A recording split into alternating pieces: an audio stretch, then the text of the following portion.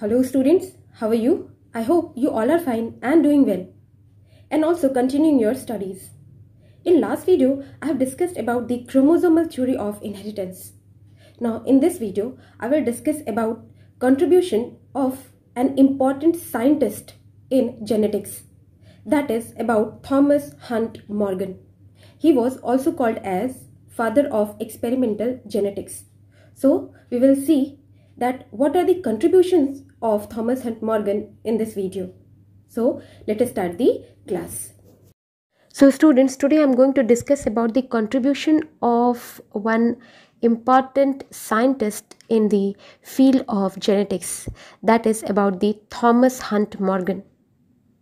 Thomas Hunt Morgan is considered as father of experimental genetics for his various discoveries of linkage, crossing over, sex linkage, crisscross inheritance, etc.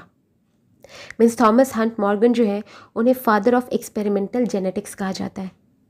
Now like Mendel, Morgan had also a favourite organism on which he carried out all the experiments of genetics. Means जैसे कि Mendel ने अपने सारे genetics के experiments जो crosses थे उन्होंने P plant पे कैरी किया, वैसे ही Morgan also selected a particular organism for his genetics experiments, and he selected a fruit fly, that is Drosophila melanogaster. Now why Morgan selected fruit fly Drosophila for his experiments? तो उसके कुछ reasons हैं. The first reason is that these flies, these Drosophila melanogaster flies, are suitable for his experiments because they can be grown on simple synthetic medium in the laboratory. बहुत आसानी से, बहुत कम requirement जो है उनकी ग्रोथ के लिए, जो भी न्यूट्रिशन चाहिए उन्हें, तो बहुत ही सिंपल सिंथेटिक जो मीडियम होती है उसके ऊपर आसानी से उन्हें लैब में ग्रो किया जा सकता था. Second reason is that these Drosophila flies can complete their life cycle in about 2 weeks. बस 2 वीक में ये अपनी पूरी लाइफ साइकिल कंप्लीट कर लेते थे, means birth, growth, reproduction and death. So it was very easy and very quick to get the results of the experiments. Now the third reason why Morgan selected Drosophila is that single mating can produce large number of offsprings. Means एक single mating में, एक sexual intercourse या mating में जो है बहुत सारे offsprings obtain होते थे, जिससे रिजल्ट की स्टडी आसान थी और फर्दर दोबारा उन्हें उन ऑफस्प्रिंग्स को एज अ पेरेंट लेकर नेक्स्ट क्रॉस करना भी आसान था. So since single mating can produce large number of offsprings, because of this reason also Morgan selected Drosophila. Next reason was that there was a clear differentiation of sexes between the Drosophila flies. Means ये जो Drosophila flies थे, आसानी से इसमें mail और female flies जो है वो पहचाने जा सकते थे. Very easily he can detect the male and female flies. And the last reason for which Morgan selected fruit flies Drosophila is that there were many variations which can be seen by low power microscope. बहुत सारे variations present थे इस Drosophila के अंदर, और जिसे आसानी से लो पावर माइक्रोस्कोप के अंदर स्टडी किया जा सकता था. इसके लिए बहुत ही हाई पावर माइक्रोस्कोप की ज़रूरत नहीं थी. So this was the reason, this was the all reasons because of which Morgan selected fruit fly Drosophila melanogaster for his experiments. Now, next is linkage. What is exactly linkage? Linkage at the level of genes, it is a capacity of genes, 2 or more genes, to remain on the same chromosomes and get inherited or transmitted in next generation without separation. Means linkage दो या दो से ज़्यादा jeans की capacity है कि वो एक क्रोमोसोम पे प्रेजेंट हो और नेक्स्ट जनरेशन में बिना सेपरेशन, बिना किसी चेंज के वो एक साथ ही ट्रांसमिट हो. एग्जाम्पल, अगर प्लांट की हाइट और फ्लावर की पोजीशन जो है, इन दोनों को डिसाइड करने वाली जीन्स जो है अगर एक ही क्रोमोसोम पे प्रेजेंट है और साथ ही साथ बिना सेपरेशन, बिना किसी चेंजेस के ये नेक्स्ट जनरेशन में ट्रांसमिट होती है, then these two genes are showing the capacity of linkage. Linkage is exactly the capacity of two or more genes to remain or to present on the same chromosomes and get inherited without separation or any changes in next generation. And you know, these genes which have the capacity to stay together on same chromosome forms the linked genes, or in other words you can say that those genes which are present on same chromosome are called as linked genes. And you know, these linked genes do not show independent assortment. Means in F2 generation, जब F1 generation के crossing के बाद F2 generation के offspring मिलेंगे, क्योंकि ये linked jeans independent assortment show नहीं कर रहे, तो कोई भी न्यू कॉम्बिनेशन हमें नहीं मिलेंगे। जो भी ऑफस्प्रिंग्स मिलेंगे वो सारे पेरेंटल टाइप होंगे। डाईहाइब्रिड क्रॉस में आपने लॉ ऑफ इंडिपेंडेंट असॉर्टमेंट देखा था, जिसकी वजह से आपने ये देखा कि F2 जनरेशन में कुछ न्यू कॉम्बिनेशंस भी मिले थे पेरेंटल टाइप के अलावा। बट जो लिंक्ड जीन्स होते हैं they do not show independent assortment. So linked genes are those genes which are present on same chromosome and do not show independent assortment. Now then, what are unlinked genes? Unlinked genes are just opposite of linked genes. Means these genes are present on different chromosomes and they show independent assortment. This means in F2 generation we will get 50% of new combinations. Means F2 generation में जब F1 generation के का test cross कराएंगे तो ये जो unlinked jeans है, means वो जीन्स जो दो डिफरेंट क्रोमोसोम्स पे प्रेजेंट है, वो इंडिपेंडेंट असॉर्टमेंट शो करेंगे. और इसकी वजह से इससे जो भी हमें F2 जनरेशन में ऑफस्प्रिंग्स मिलेंगे उनमें हमें 50% पेरेंटल टाइप और 50% न्यू कॉम्बिनेशन के जो है ऑफस्प्रिंग्स मिलेंगे. So what are unlinked genes? Unlinked genes are those genes which are present on different chromosomes and they can show independent assortment. Now, what are linkage group? This is connected to the linked genes. Means genes which are present on the same chromosome, they make one linkage group. Means linked genes, वो linked genes जो हैं, जो कि एक chromosome पे present होते हैं, वो पूरे के पूरे linked genes जो हैं वो एक linkage group बनाते हैं and they inherit together. Means they get transmitted together. If there is any case of crossing over, उस क्रॉसिंग ओवर केस को छोड़कर जनरली ये जो genes which are making one linkage group, means ये linked genes ही हैं जो कि लिंकेज ग्रुप बना रहे, दे यूज टू इनहेरिट और get transmitted together in the next generation.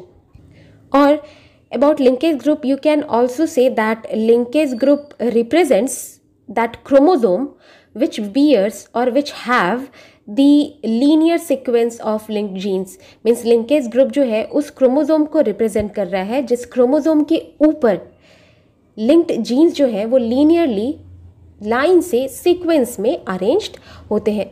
You know, number of linkage group in humans are 23. अब आप कहेंगे क्रोमोसोम्स 46 है तो लिंकेज ग्रुप 23 क्यों है? Since you know that these 46 chromosomes are present in 23 pairs. Means each pair contain 2 chromosomes which are homologous chromosomes. और ये homologous chromosomes वही chromosomes होते हैं जिस पर जो genes होते हैं वो सारे के सारे एक जैसे ही होते हैं, right? Means उन दोनों पर जो किसी भी characteristic को decide करने वाला gene होगा उसी एक ही gene के दोनों alleles होंगे. Means आप ये भी कह सकते हैं कि similar, completely ये homologous पेयर्स जो होते हैं, जो क्रोमोसोम्स होते हैं होमोलोगस पेयर में, वो सिमिलर होते हैं. दैट्स वाई वो दोनों के दोनों क्रोमोसोम्स जो कि एक होमोलोगस पेयर में है वो एक ही लिंकेज ग्रुप बनाएंगे, क्योंकि उसमें जीन्स जो लिंक जीन्स का सीक्वेंस है वो ऑलमोस्ट सेम है. That's why number of linkage group in humans are 23. And similarly, number of linkage group in P is 7, number of linkage group in Drosophila is 4. Now, types of linkage. This linkage is of two types, complete linkage and incomplete linkage. But before going through these types of linkage in detail, you should know some terms like recombination and recombinants.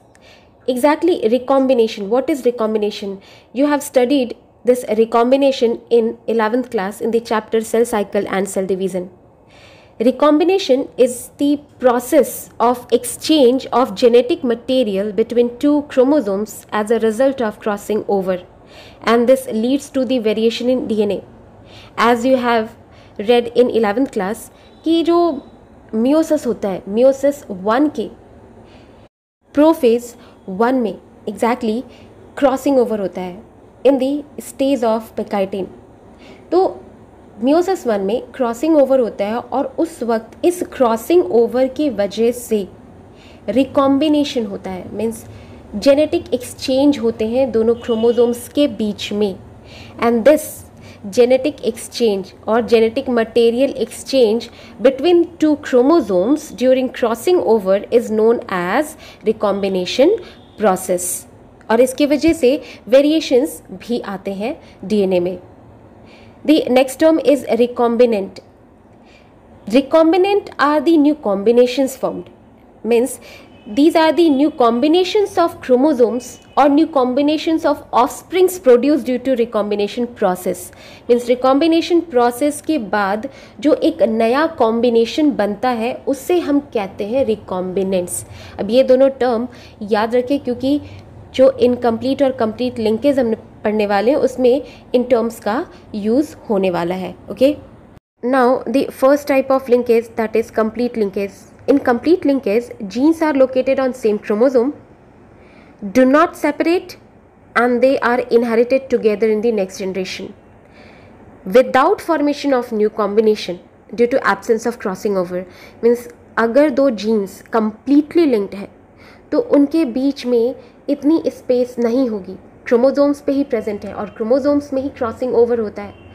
अब during crossing over अगर दो ऐसे jeans हैं जो कि उस chromosome पे present है और उनके बीच में इतनी स्पेस नहीं है कि क्रॉसिंग ओवर के दौरान वो एक्सचेंज हो सके, then there will be no recombination, जिसकी वजह से these two genes will never separate and will get transmitted together in the next generation.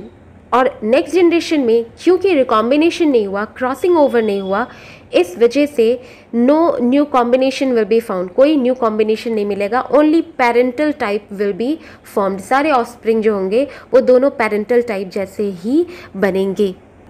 And to prove this complete linkage, Morgan carried out one experiment or cross on Drosophila. He took two flies. One was homozygous dominant having red eye and normal wing.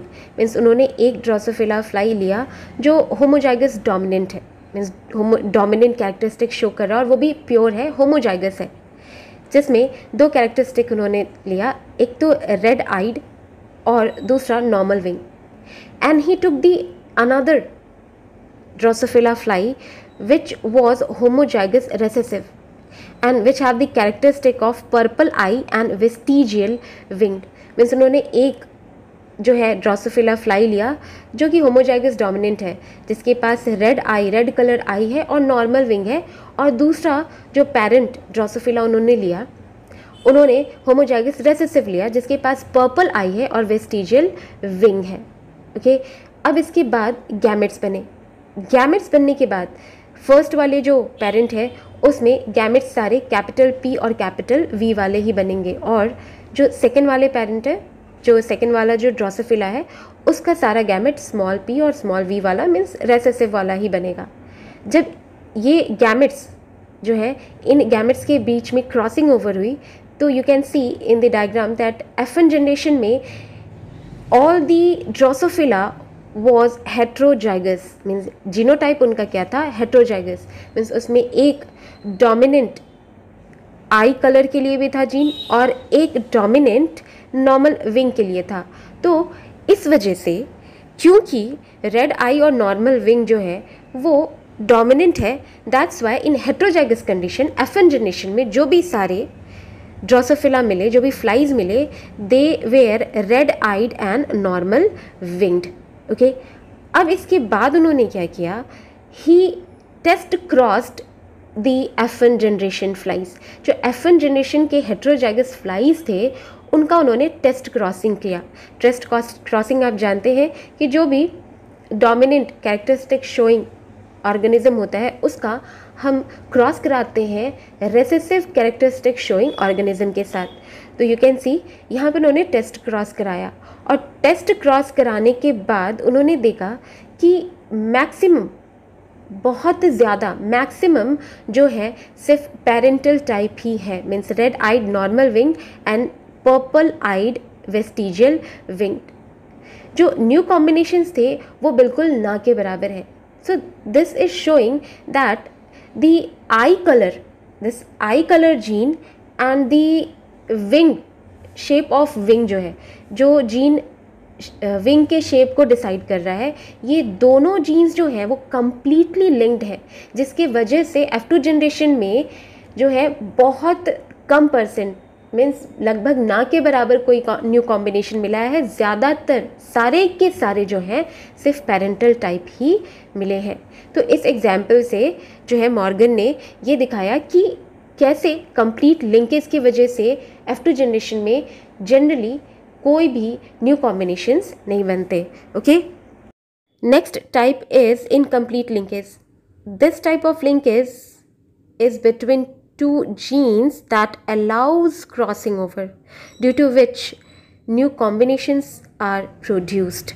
Means अब linkage है, that means कि genes तो एक chromosome पे present हैं but ये एक दूसरे से इतनी डिस्टेंस पे हैं कि क्रॉसिंग ओवर जो है वो पॉसिबल है इनके बीच में। मीन्स रिकॉम्बिनेशन हो सकता है और जेनेटिक एक्सचेंज हो सकता है, बट जो न्यू कॉम्बिनेशंस बनेंगे it will be less than 50%. As I have told you that in unlinked genes, means those genes which are present on two chromosomes, two different chromosomes, when they are inherited to the next generation, जब उनकी crossing होती है और जब उनका inheritance होता है, then they used to produce 50% parental type and 50% new combinations or recombinants. But since in incomplete linkage, genes are linked together, are present on same chromosome but are distant away, means एक दूसरे से इतने दूर हैं कि crossing over हो रहा है, इसके बावजूद जो रिकॉम्बिनेशंस बन रहे हैं, क्रॉसिंग ओवर तो होगा बट न्यू रिकॉम्बिनेशन, जो न्यू कॉम्बिनेशंस बन रहे हैं वो 50% नहीं होंगे, they will be less than 50%, means recombinant will be less than 50%.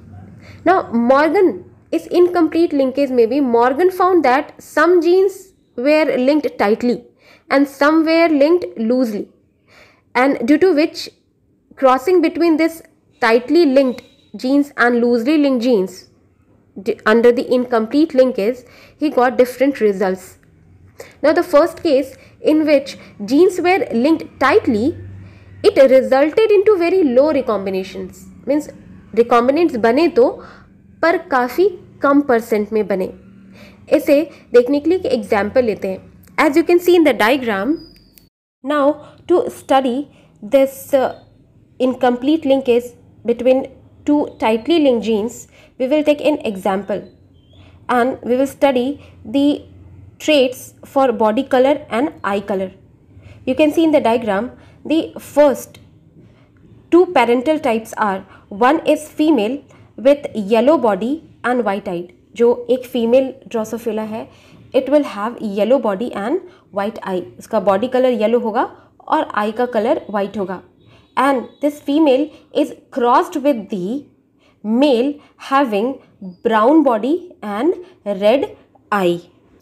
अब ये जो ब्राउन बॉडी और रेड आई है, मीन्स ब्राउन कलर बॉडी का और रेड कलर आई का, it is dominant over the yellow colour body and white I.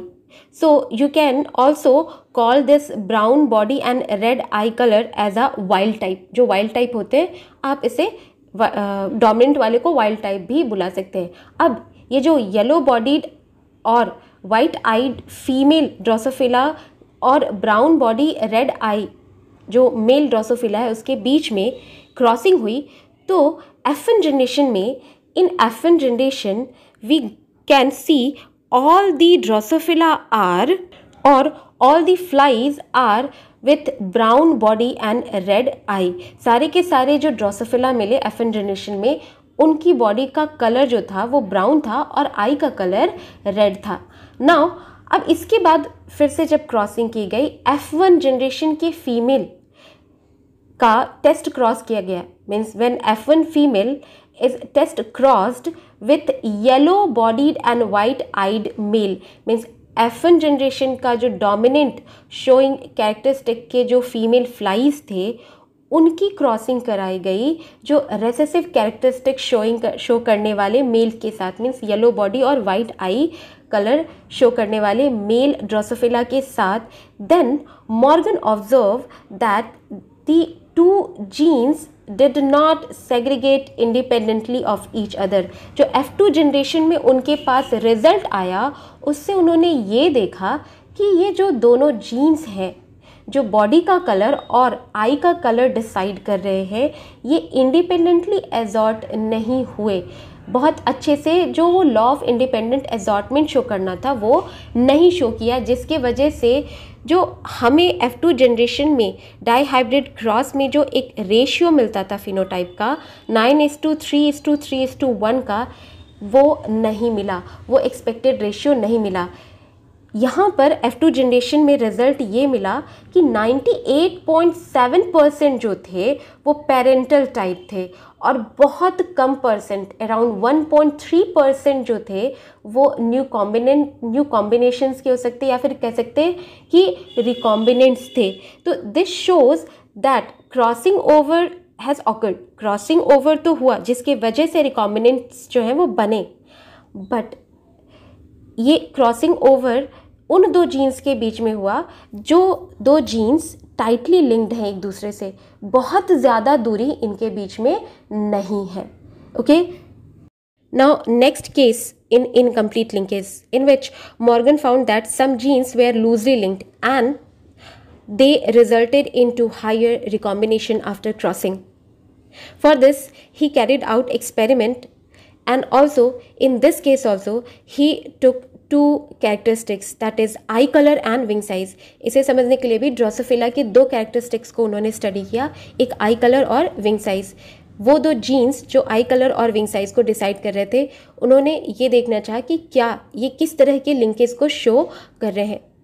So he took a female Drosophila with white eye and miniature wing, means female Drosophila लिया उन्होंने जिसका white colour का आई था और wing जो थी वो मिनिएचर थी. And he crossed that female Drosophila with the male Drosophila having a red eye and normal wing. This red eye normal wing is dominant over white eye and miniature wing. When he crossed this female of white eye and miniature wing with the wild type male, that is with red eye and normal wing, he found that F1 generation flies were wild type, means all the flies which were produced in F1 generation were wild type having red eye and normal wing. After that when he test crossed the F1 female, जो F1 generation में जो females मिली जो कि wild type थी, जब उनका उन्होंने test cross किया, test cross means when he crossed F1 female with the male having recessive characteristic, means having white eye and miniature wing, then he found that in F2 generation 62.8% progeny were parental, but 37.2% were recombinants. Now, if we will compare the result from the first case, then you can see easily that in first case there were 98 2.7% parental type and very few recombinants, means 1.3%. And in the second case, 62.8% parental type were there and recombinants were 37.2%. Means these two crosses are showing clearly that there is an incomplete linkage between two genes. In first case, between the genes of body color and eye color, and in second case between the genes of eye color and wing size. But the difference is that in first case two genes are showing incomplete linkage, but उनके बीच में दूरी इतनी नहीं है कि crossing over होने के बाद रिकॉम्बिनेंट टाइप जो है वो बहुत सारे बने, बहुत कम रिकॉम्बिनेंट्स बनते हैं. बट इन सेकेंड केस वो जो दोनों जीन्स हैं they are showing incomplete linkage और वो लूजली बाउंड है या लूजली लिंक्ड है एक दूसरे से. उनके बीच में इतनी डिस्टेंस है कि क्रॉसिंग ओवर होने के बाद we are getting more % of new combinations or recombinants. Okay, so this was all about type of linkage. Now the significance of linkage, means why linkage is important. First important is that linkage reduces the chances of formation of new combinations of genes in gamete. linkage की वजह से new combinations जो है jeans के नहीं बनते हैं gametes में, जिसकी वजह से जो पेरेंटल टाइप है उसकी कंटिन्यूटी बनी रहती है. मीन्स ऑफस्प्रिंग्स में पेरेंटल कैरेक्टरिस्टिक्स जो हैं वो मेंटेन रह पाते हैं. Now second importance of linkage is that it helps to maintain the important trait of newly developed variety. Means जो न्यू डेवलप्ड ऑफस्प्रिंग्स हैं उसमें जो पुराने इम्पॉर्टेंट कैरेक्टरिस्टिक हैं उसको मेंटेन रखने में ये हेल्प कर रहा होता है, उसको मेंटेन रखने में लिंकेज हेल्प करता है. Now the third significance of linkage is that linkage groups give important information about the location of genes in the chromosome. अगर हम क्रोमोसोम्स की स्टडी करें और उसके लिंकेज ग्रुप्स की स्टडी करें, इससे ये इंफॉर्मेशन मिलता है कि कोई जीन किस क्रोमोसोम पे किस लोकेशन पे प्रेजेंट है. So students, that's all for this video. In next video I will discuss about linkage map, sex linkage, crisscross inheritance, sex limited characteristics, sex determination and its mechanism. Till then, stay home, stay safe, use mask, use sanitizer and maintain social distancing. Have a nice day.